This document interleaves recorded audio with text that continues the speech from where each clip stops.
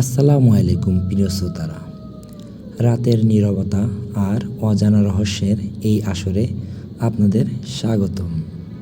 আপনারা শুনছেন অন্ধকারা, যেখানে প্রতিটি গল্পের আড়ালে লুকিয়ে থাকে ভয়, রহস্য আর শিহরণ।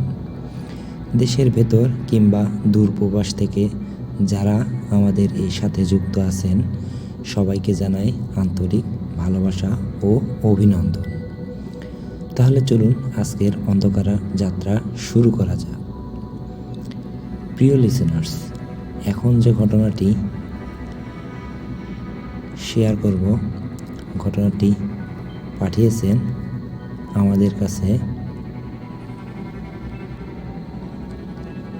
গিয়াসউদ্দিন ভাই। গিয়াসউদ্দিন ভাইরা 5 জন বন্ধু ছিলেন। তার যে 4 জন বন্ধু ছিল, আফজাল, রিয়াজ, আরমান আর উনি, এই 5 জন কিন্তু খুবই ভালো বন্ধু ছিল। দুষ্টুমি কম করতেন। ওনাদের এলাকায় যে মসজিদ ছিল, চেষ্টা করতেন 5 ওয়াক্ত নামাজ ওই মসজিদে আদায় করার জন্য। আর ওইখানে আর একটা ব্যাপার ছিল, তা হচ্ছে ওই মসজিদের যিনি ইমাম সাহেব ছিলেন, ওই ইমাম সাহেবের খাবার কোনো দিন কোনো বাড়ি থেকে আসতো। এটা কিন্তু আগে থেকেই তালিকা করা থাকতো। প্রতি মাসের নির্দিষ্ট একটা দিনে মসজিদ কমিটি সবাইকে বসতেন। বসার পর কোন তারিখে কোন বাড়ি থেকে খাবার আসবে এটা আলোচনা করে একটা তালিকা করতেন।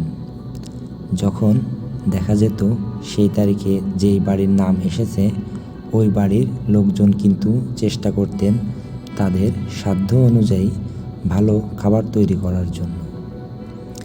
যেহেতু মাসের একদিন ইমাম সাহেবকে খাবার দিবেন, তাই সবাই চেষ্টা করতেন সেরা খাবারটাই দেওয়ার জন্য। আর খাবারের পরিমাণটাও একটু বেশি করেই দিতেন। একা ইমাম সাহেব এই খাবার শেষ করতে পারতেন না। বিশেষ করে রাতের বেলাতে খাবারটা একটু বেশি করেই লোকজন দিয়ে দিত। এর পেছনের কারণটাও ছিল, কারণ হচ্ছে রাতের বেলা খাবারটা নিয়ে যাওয়ার জন্য আলাদা করে কোনো লোক পাওয়া যেত না।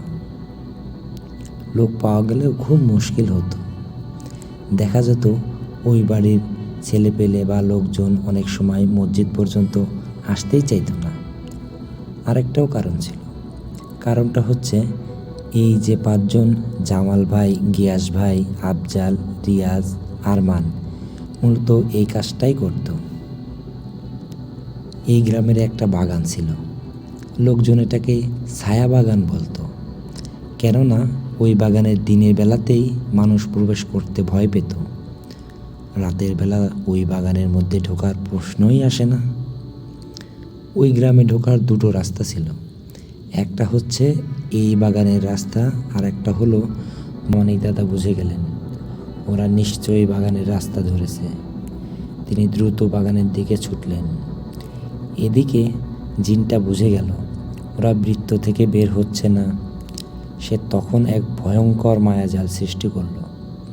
5 জন দেখতে পেল অনেক মানুষ তাদের দিকে দৌড়ে আসছে। মনে হচ্ছে এখনই মেরে ফেলবে।